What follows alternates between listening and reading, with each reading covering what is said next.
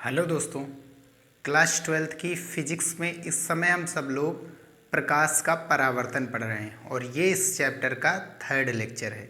आज हम सब लोग गोलीय दर्पण से संबंधित महत्वपूर्ण परिभाषाओं के बारे में पढ़ेंगे और फिर इसके बाद गोलीय दर्पण के द्वारा प्रतिबिंब बनने के नियम और फिर अवतल दर्पण और उत्तल दर्पण द्वारा प्रतिबिंब बनने की स्थितियां क्या होती हैं उनके बारे में पढ़ने वाले हैं।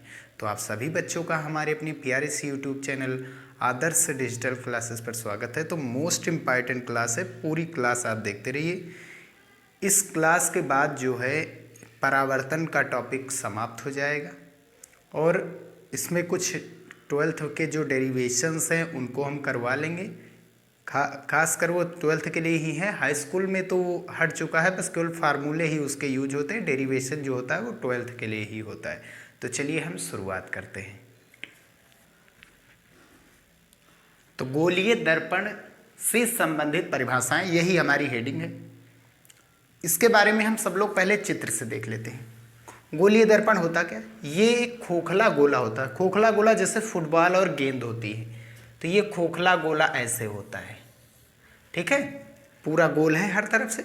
इसके हम खंड करेंगे तो देखो आगे वाला भाग उभरा है, पीछे से काटेंगे इसे तो ये अंदर वाला धंसा है, तो ये हो जाता है अवतल दर्पण और ये क्या हो जाता है? उत्तल दर्पण की श्रेणी में आ जाता है, ठीक है।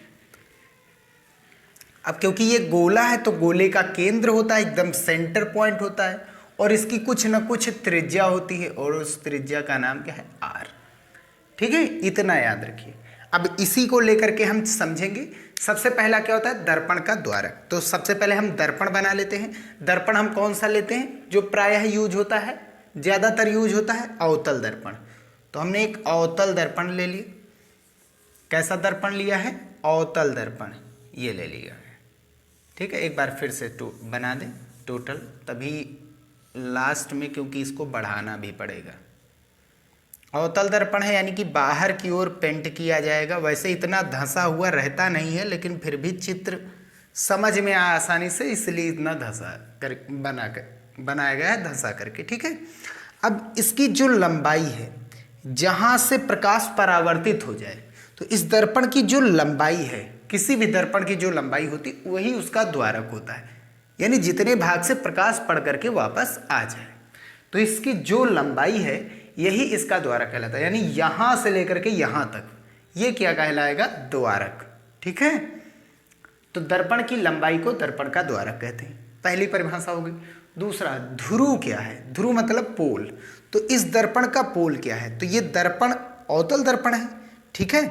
अब इसका कुछ ना कुछ केंद्र होगा, इसका कुछ ना कुछ केंद्र होगा, एकदम सेंटर पॉइंट क्या होगा इस दर्पण का? यही, जो भी सेंटर पॉइंट होता है उसी को कहते हैं पोल, पी कहा जाता है। तो द्वारक के मध्य बिंदु को ध्रुव कहते हैं। तो इस द्वारक यानी कि दर्पण की जो लंबाई है उसका सेंटर पॉइंट, ठीक है, यही इसका क्या कहलाता है? ध्रुव कहलाता है, ठीक है। इसको किससे लिखा जाता है? पी से। याद रखिए, ये बहुत ही महत्वपूर्ण चीज है। ध्रुव क्या होता है? दर्पण के लिए ध्रुव मोस्ट इंपॉर्टेंट है, ठीक है।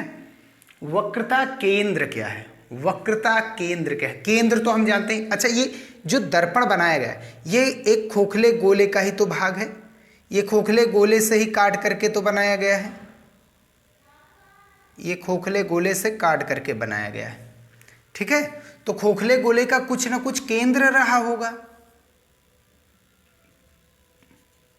ये दर्पण काटा गया है किससे? ये देखो ऐसे काट करके हमने यहां पर रख दिया है, तो ये गोले से ही तो है, काटा गया था ये इतना भाग, तो इसका कुछ न कुछ केंद्र रहा होगा। तो दर्पण जिस खोखले गोले का भाग होता है, ये दर्पण था ना अवतल दर्पण, जिस खोखले गोले का भाग होता है उसका जो केंद्र होता है वो इस दर्पण का वक्रता केंद्र होता है।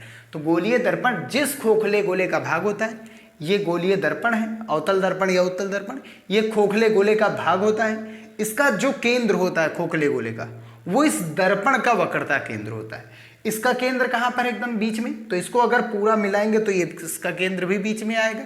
तो इसका केंद्र इस छोटे से वक्र का, यानी इस छोटे से दर्पण का वक्रता केंद्र कहलाएगा। इसको सी से लिखते हैं, ठीक है ना।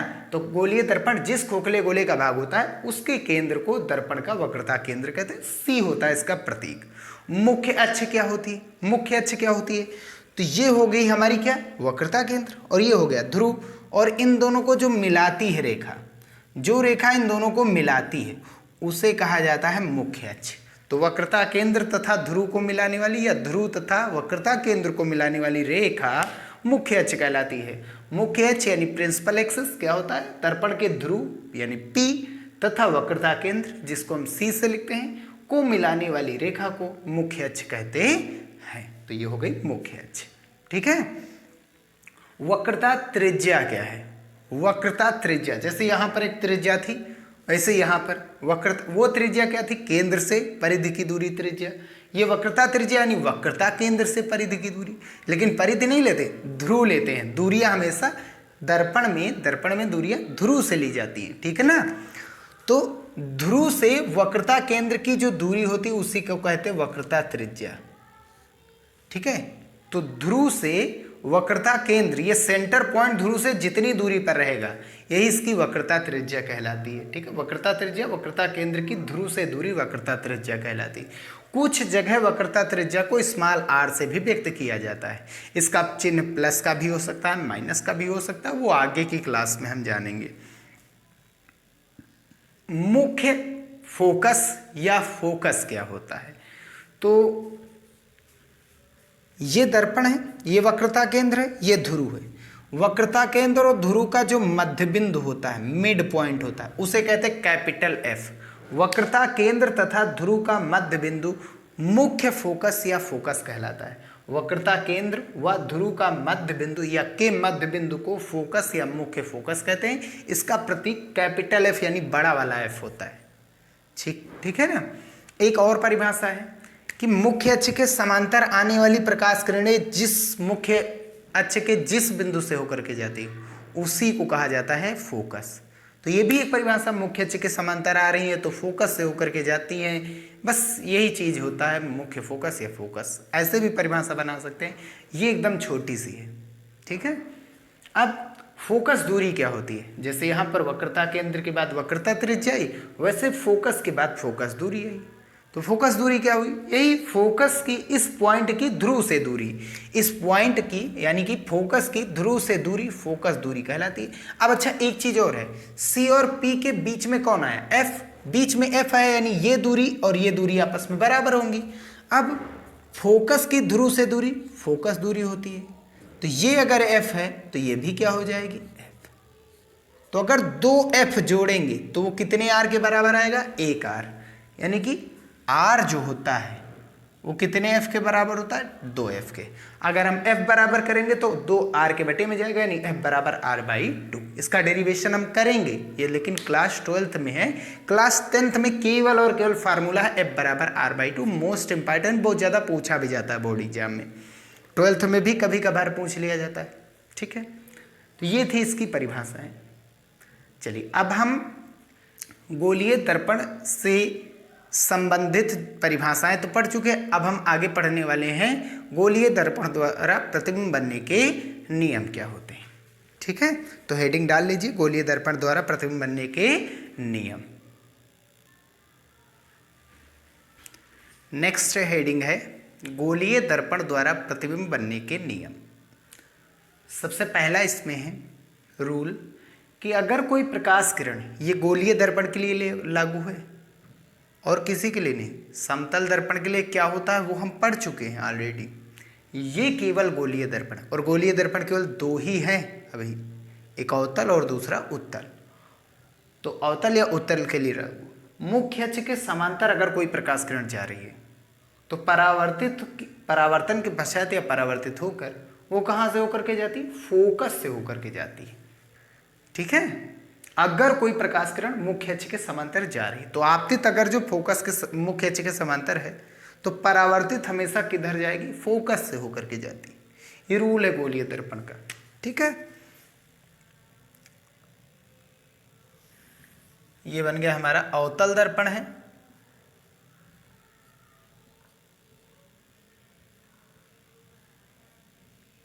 ठीक, ये इसका द्वारक है।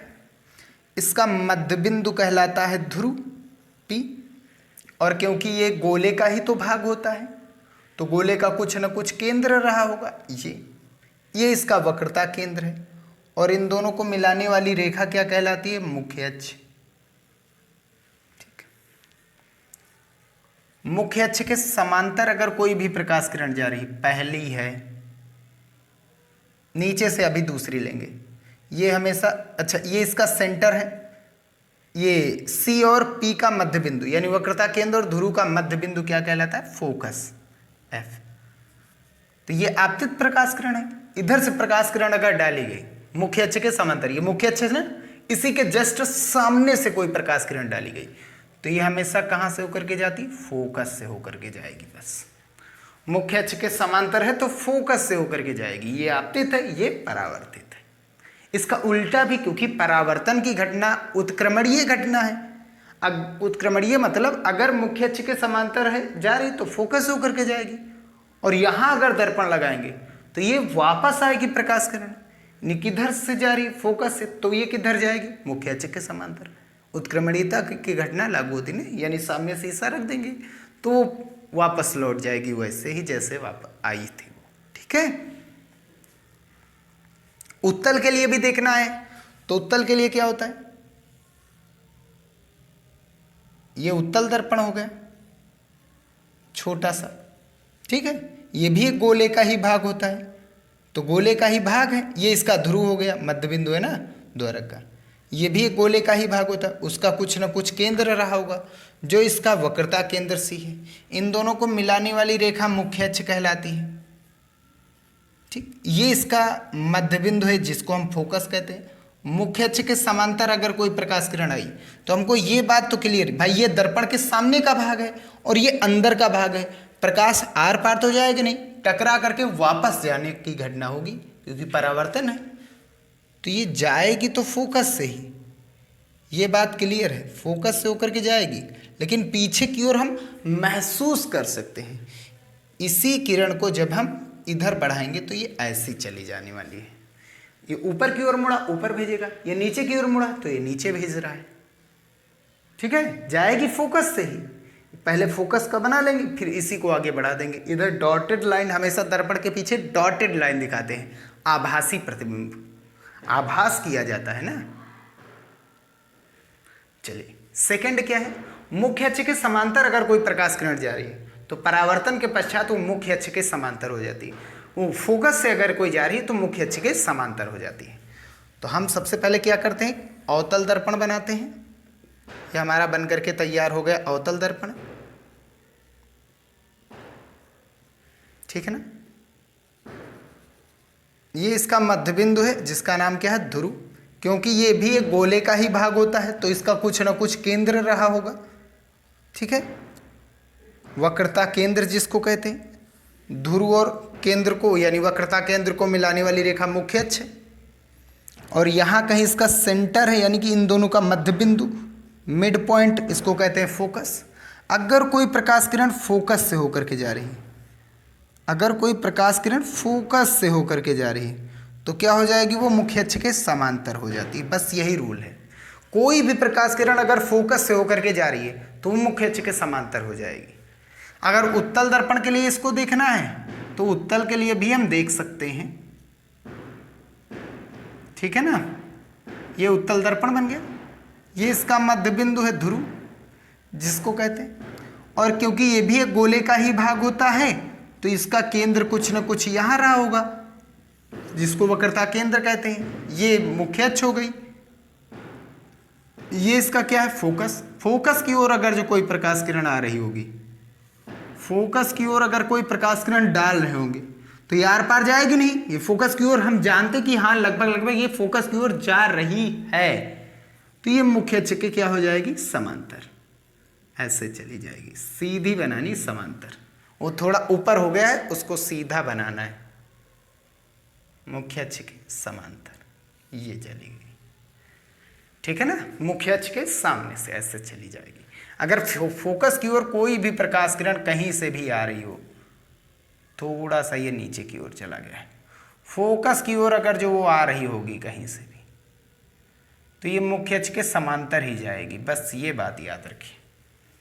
ठीक है, मुख्य अक्ष के समांतर है तो फोकस से होकर के जाएगी, फोकस से होकर के जा रही तो मुख्य अक्ष के समांतर हो जाएगी। ये 2 रूल हो गए। चलिए अब हम तीसरे रूल की ओर चलते हैं।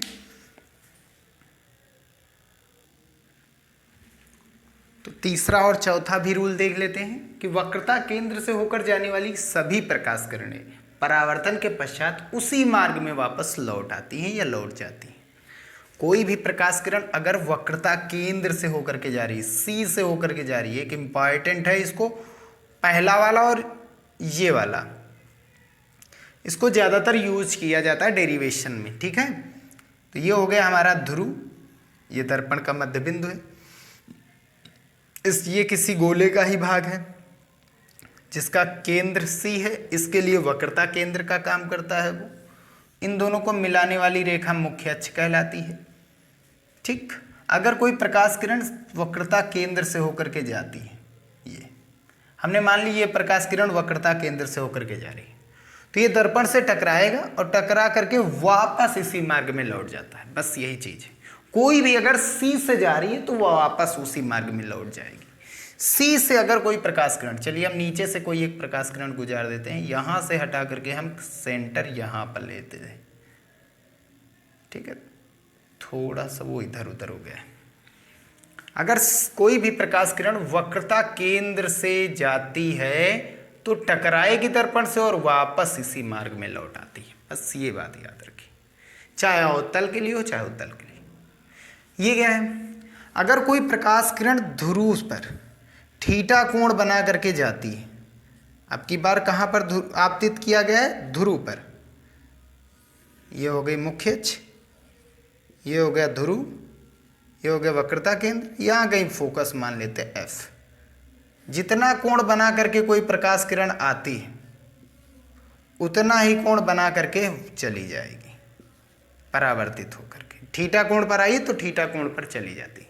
इसका सिंपल सा रूल है। ये क्या होता है, अगर किसी गोले का अभिलंब ज्ञात करना है, याद रखिए किसी समतल रेखा का या स्ट्रेट लाइन सरल रेखा का अभिलंब क्या करता है, सीधा लंब खींच करके हम अभिलंब निकाल सकते हैं। लेकिन किसी गोले का अभिलंब लेना है या किसी वक्र का अभिलंब लेना है, जैसे इसका अभिलंब निकालना है, तो हम क्या करते हैं, केंद्र पता हो, केंद्र से एक रेखा खींच देते हैं, वो इस पर 90 अंश का कोण बना करके जाती है। ये वक्र है, वक्र मतलब टेढ़ी रेखा। ये एक दर्पण है, अवतल दर्पण, ये उत्तल दर्पण जैसा होगा, अवतल ही दिखाई दे रहा है। अगर इस बिंदु पर प्रकाश किरण आपतित है तो इसका अभिलंब निकालना, तो ये इसका सेंटर हो गया, तो यहां से एक रेखा खींच देंगे, ये पृष्ठ पर कितने अंश का कोण बनाएगी, 90 अंश। तो सी से अगर कोई प्रकाश किरण जा रही है, यानी सी से कोई रेखा जा रही है परिधि पर, सी से जा रही हो बस, कितने अंश का कोण बनाएगी, 90। केंद्र से रेखा खींच दो, केंद्र से रेखा खींच दो, पृष्ठ पर कितने अंश का कोण बनाएगी, 90 अंश का कोण। ठीक है, तो किसी भी गोले का या किसी वक्र का अगर हमें अभिलंब चाहिए होगा तो हम केंद्र से रेखा खींच देते बस। तो इसका केंद्र, इस वक्र का हमको अभिलंब चाहिए तो केंद्र से एक रेखा खींचेंगे, ये कितने अंश का कोण बना करके गई है, 90 अंश का। तो यानी ये अभिलंब हो गया इसका, ये आपतित किरण और ये अभिलंब, इनके बीच कोण कौन बनेगा, आई आपतन कोण। ये परावर्तित किरण, ये अभिलंब, इनके बीच कोण कौन बनेगा, आर परावर्तन कोण। यही हुआ ना। और आई और आर हमेशा क्या होते हैं, परावर्तन का दूसरा नियम है, ये बराबर होते हैं। तो ये है, यही उत्तल दर्पण, ऐसे ही उत्तल दर्पण में हम करते हैं, यूज ले लेते हैं। ठीक है, चलिए अब हम अवतल दर्पण द्वारा प्रतिबिंब बनने की स्थितियों के बारे में समझेंगे। ठीक है, हेडिंग डाल लीजिए, अवतल दर्पण द्वारा प्रतिबिंब बनने की स्थितियां।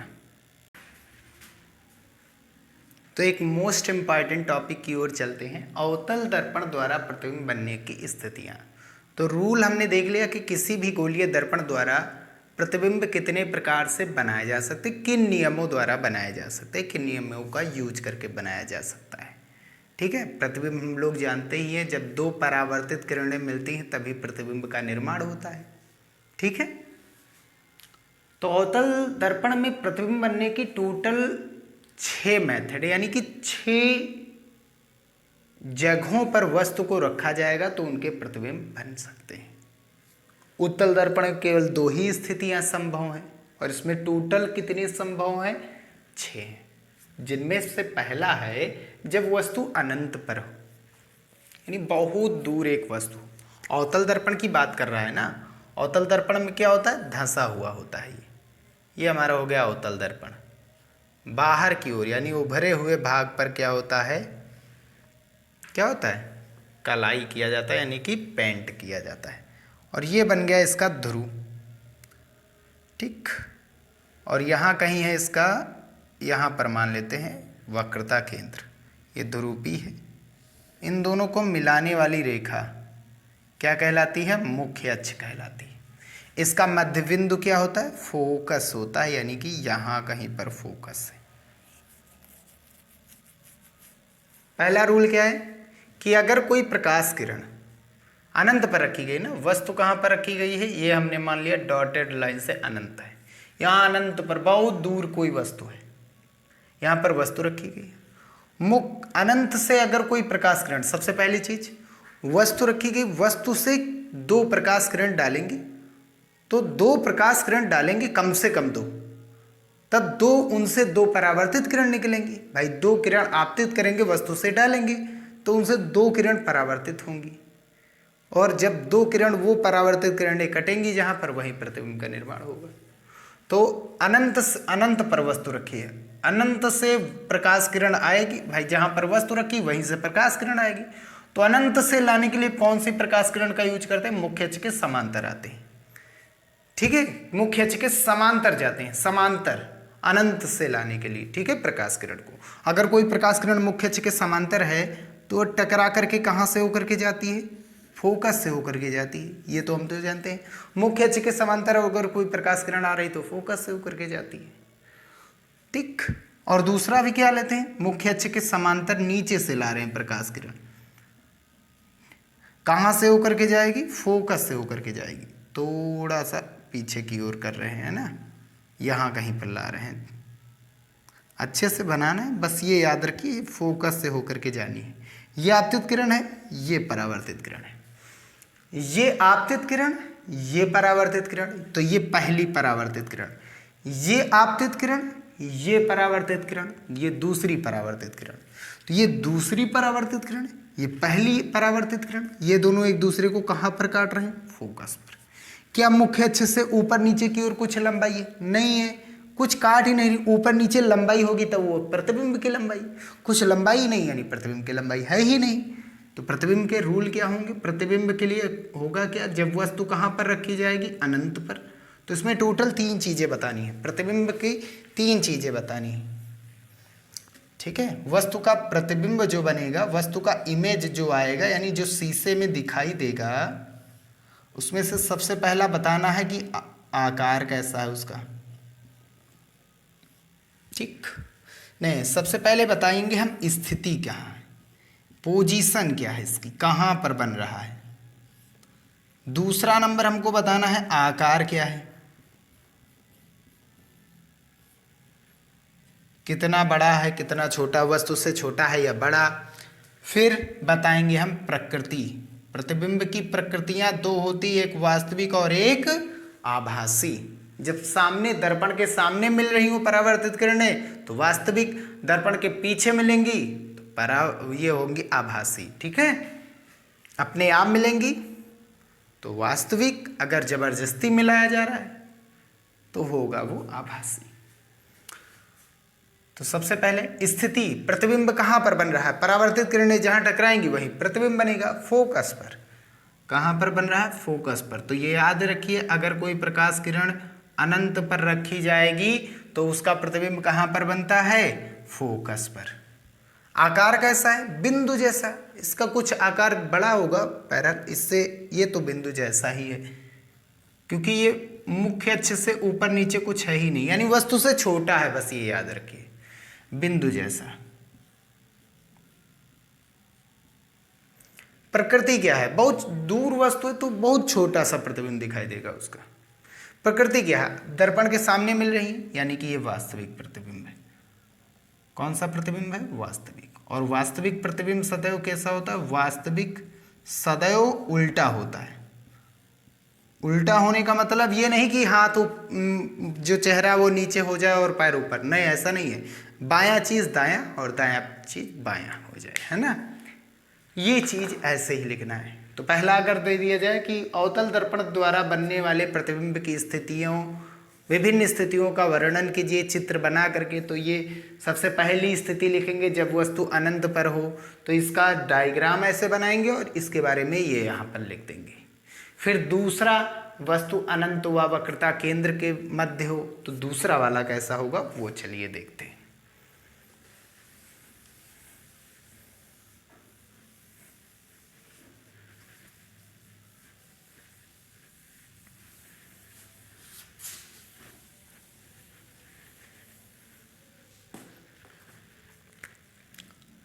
सेकंड नंबर क्या है, जब वस्तु अनंत व वक्रता केंद्र के मध्य हो, तो ये हो गया हमारा अवतल दर्पण।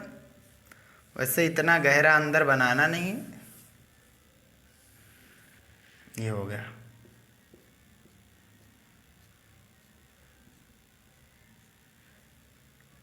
ठीक है, ये अवतल दर्पण हो गया, ये इसका ध्रुव हो गया P, और ये हो गई मुख्य अक्ष। यहाँ पर हम दे रहे हैं वक्रता केंद्र, और ये हो गया हमारा फोकस F। ठीक है, C और P के मध्य बिंदु होता है। यहाँ पर डॉटेड लाइन ऐसे कर देंगे, ये अनंत हो गया। अब अनंत से थोड़ा आगे बढ़ेंगे वस्तु को लेकर के, यहाँ पर हम लोग खड़े हुए।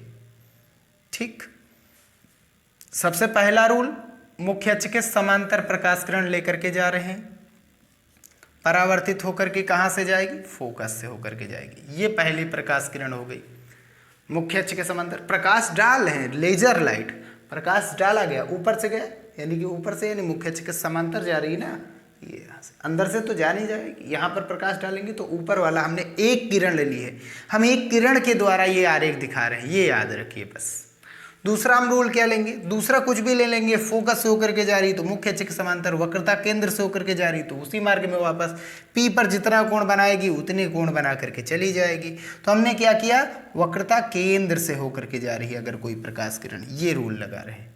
अगर कोई प्रकाश किरण वक्रता केंद्र से होकर के जा रही है तो दर्पण से टकरा करके उसी मार्ग में वापस लौट जाती है। ये हो गई दूसरी परावर्तित किरण।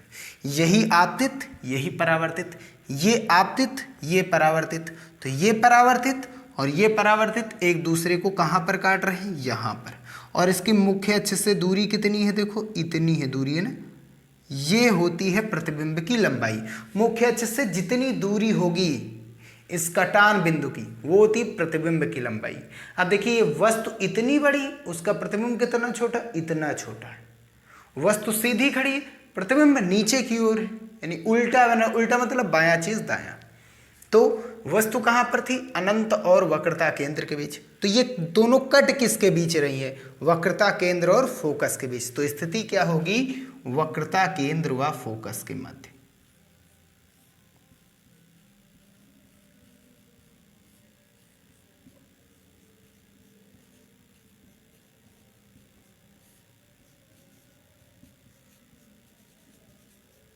ठीक, आकार कैसा है, वस्तु से बड़ा है कि छोटा, प्रतिबिंब छोटा है, वस्तु से छोटा।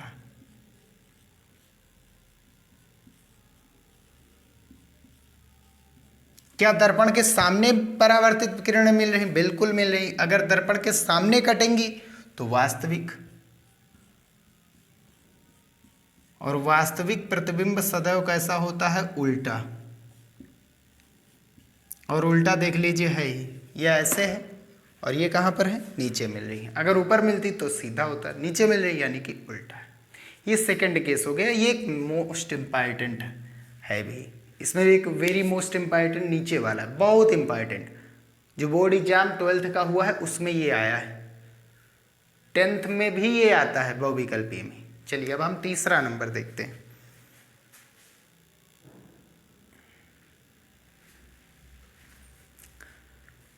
केस नंबर 3 देखते हैं, जब वस्तु वक्रता केंद्र पर हो। और केस नंबर 4 देखते हैं, जब वस्तु वक्रता केंद्र व फोकस के मध्य हो, यानी उल्टा प्रक्रम चलेगा। वस्तु अनंत पर थी, फोकस पर प्रतिबिंब बना, अनंत वक्रता केंद्र के बीच आई तो वक्रता केंद्र और फोकस के बीच वस्तु हुई, वक्रता केंद्र पर है तो केंद्र पर खड़े होंगे तो उसी जगह पर प्रतिबिंब बनेगा। ठीक है, तो वस्तु वक्रता केंद्र पर है, ये अनंत है, ये वक्रता केंद्र पर वस्तु रखी गई है। मुख्य अक्ष के समांतर प्रकाश किरण है, कहाँ से होकर के जाएगी? फोकस से होकर के। ये पहली परावर्तित किरण है, ये आपतित किरण है पहली। ठीक है, पहली आपतित किरण है और पहली ही परावर्तित किरण है। अगर कोई प्रकाश किरण फोकस से होकर के जा रही, कोई भी हम नियम अप्लाई कर सकते हैं, सभी नियम से ये बनेगा डायग्राम, कोई जरूरी नहीं कि जो हम बना रहे हैं वही हो, जो अलग कहीं बुक में लिखा तो वही हो, चाहे जो भी रूल आप अप्लाई करिए। अगर कोई प्रकाश किरण फोकस से होकर के जा रही है तो हम जानते हैं वो मुख्य अक्ष के समांतर हो जाएगी। फोकस से गई मुख्य अक्ष के समांतर, तो ये पहले, ये दूसरी हो गई प्रकाश किरण आपतित हुई फोकस से जो जा रही है, अब ये मुख्य अक्ष के समांतर हो जाएगी, यही दूसरी प्रकाश किरण। तो ये परावर्तित किरण और ये परावर्तित किरण, याद रखिए ये परावर्तित थी और ये आपतित थी। तो आपतित और परावर्तित से प्रतिबिंब नहीं बनता, दोनों परावर्तित हों, तो ये भी परावर्तित, ये भी परावर्तित, यहाँ पर मिल रही हैं, तो यहाँ पर कट रही हैं, और इसको अगर ऊपर बढ़ाएंगे तो ये कहाँ पर मिलती हुई प्रतीत हो रही है? देख लीजिए, ये मिलती हुई प्रतीत हो रही है सी पर। अब जितनी बड़ी वस्तु थी उतना बड़ा प्रतिबिंब बना। हुआ कि नहीं हुआ? यानी स्थिति क्या थी? जब वस्तु कहाँ पर था? वक्रता केंद्र पर, तो प्रतिबिंब भी कहाँ पर बना? वक्रता केंद्र पर, सेंटर पर। ठीक है ना? आकार कैसा? जितनी बड़ी वस्तु उतना बड़ा प्रतिबिंब, वस्तु के बराबर।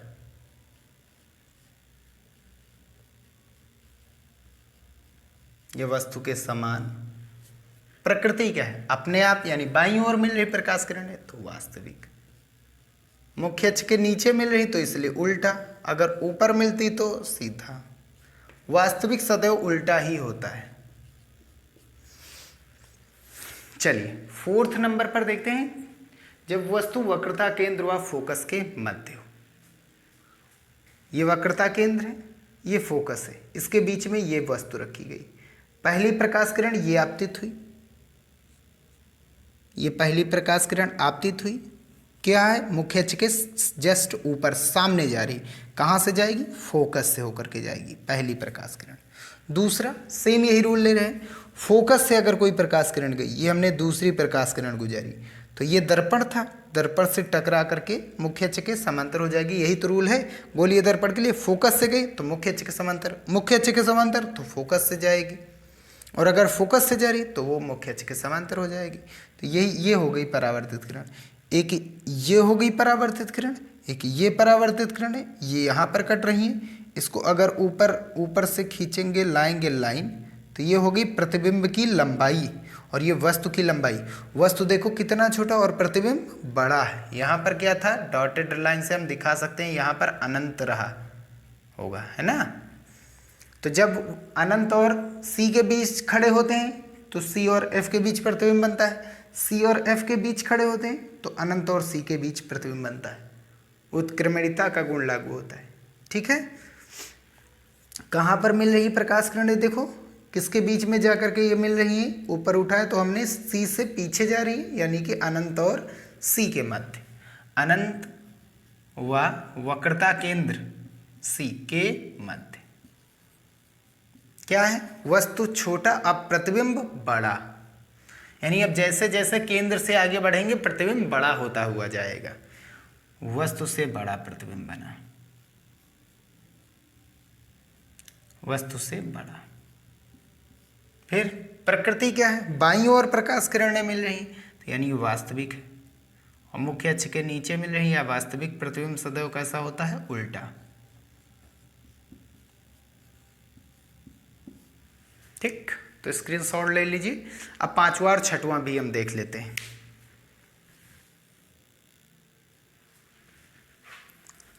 तो लास्ट दोनों केस देखते हैं, 5वां और 6वां नंबर। 5वां क्या है? जब वस्तु फोकस पर हो। कहाँ पर हो? फोकस पर हो, यानी ये फोकस हो गया। ये हमने वस्तु की लंबाई इतनी लंबी ली, यहाँ पर खड़ी हो गई, यहाँ पर हम लोग खड़े होंगे जब अवतल दर्पण के सामने। तो सबसे पहला मुख्य अक्ष के समांतर जाएगी, तो कहाँ से होकर के जाती है प्रकाश किरण? सदैव फोकस से होकर के जाती है। और सेकेंड रूल क्या है, अगर कोई प्रकाश किरण वक्रता केंद्र से होकर के जा रही होगी, ठीक है, वक्रता केंद्र से होकर के जा रही होगी अगर कोई प्रकाश किरण, ठीक है ना, तो ये दर्पण से टकरा करके उसी मार्ग में वापस लौट जाती है। अब देखो ये दोनों प्रकाश किरणें क्या हैं, एक दूसरे के समांतर, ये आपतित और टकरा करके ये वापस आई परावर्तित, ये आपतित हुई, ये परावर्तित हुई। क्या ये दोनों कभी मिलेंगी? ये दोनों आमने सामने है ना, ये दोनों कभी नहीं मिलेंगी। तो याद रखिए कहां पर मिलती हुई प्रतीत होंगी, ये अनंत पर, क्योंकि समांतर है ना, और समांतर किरणें कहां पर मिलती है, अनंत पर मिलती है, ठीक है। तो हम कह सकते हैं कि इनका जो प्रतिबिंब है यानी ये परावर्तित किरणें कहां पर मिलेंगी, कभी मिलेंगी नहीं, क्योंकि अनंत कभी आएगा नहीं और ये कभी मिलेंगे नहीं। तो प्रतिबिंब कहां पर बनता है, अनंत पर। कब? जब फोकस पर खड़े होते हैं। प्रतिबिंब का आकार कैसा है, देखो मुख्य अक्ष से लंबाई क्या हो रही, धीरे धीरे जैसे जैसे नीचे जाएगी बढ़ती जाएगी, यानी वस्तु से बहुत बड़ा, वस्तु से अत्यधिक बड़ा। दर्पण के सामने है, ये दर्पण के पीछे होता तो आभासी, सामने है तो वास्तविक। और वास्तविक सदैव कैसा होता है प्रतिबिंब, वास्तविक प्रतिबिंब सदैव उल्टा होता है। ये हो गया हमारा पांचवा। जब वस्तु फोकस पर हो तो प्रतिबिंब कहाँ बनता है, अनंत। और अगर अनंत पर है तो फोकस, अनंत पर है तो फोकस, फोकस पर है तो अनंत। अनंत और वक्रता केंद्र के बीच है तो वक्रता केंद्र और फोकस के बीच बनता है, और वक्रता केंद्र और फोकस के बीच है तो अनंत और वक्रता केंद्र के मध्य बनता है। और अगर वक्रता केंद्र पर हो तो वहीं पर प्रतिबिंब बन जाता है। सबसे लास्ट आया और जो कि मोस्ट इंपॉर्टेंट है, ये भी बहुत मोस्ट इंपॉर्टेंट है, सबसे ज्यादा इन सभी में सबसे मोस्ट इंपॉर्टेंट छठवां नंबर है, जब वस्तु फोकस व ध्रुव के बीच हो। ये हो गया हमारा पांचवा और छठवां नंबर देते हैं। फोकस ये है, ध्रुव ये है, इसके बीच में ये देखो वस्तु रख दी गई। अब होगा क्या कि मुख्य अक्ष के समांतर फोकस से होकर के जाएगी, फोकस की ओर जा नहीं सकती क्योंकि सामने वस्तु खुद पड़ेगी, दिखाई होगी ना। तो इसलिए हम क्या करते हैं, वक्रता केंद्र से प्रकाश किरण को गुजारते हैं। वक्रता केंद्र से प्रकाश किरण को हम क्या करते हैं, गुजारते हैं इसके सिरे से, शीर्ष से एकदम। तो ये क्या होगी, वक्रता केंद्र से अगर कोई प्रकाश किरण गई है तो ये वापस लौट आएगी उसी मार्ग में। और दूसरा हम क्या लेते हैं, दूसरा हम क्या लेते हैं, फोकस से होकर जा नहीं सकती, ठीक है, फोकस से होकर के जाएगी तो मुख्य अक्ष के समांतर। तो ऐसा हो नहीं सकता है ना, क्योंकि फोकस से जा नहीं सकती प्रकाश किरण, कैसे ले जाएंगे, ऐसे ले जाएंगे तो गलत हो जाएगा। तो इसलिए हम करते क्या है, ध्रुव से होकर के जाते हैं। ध्रुव पर, एक इस वाले केस में हम ध्रुव से जाएंगे। ध्रुव पर अगर कोई प्रकाश किरण आपतित हुई है तो जितना कोण से आपतित हुई उतने ही कोण से परावर्तित होकर के ये चली जाएगी। ये थोड़ा सा नीचे और जाएगा, ठीक है, थोड़ा अच्छे से बना लेते हैं।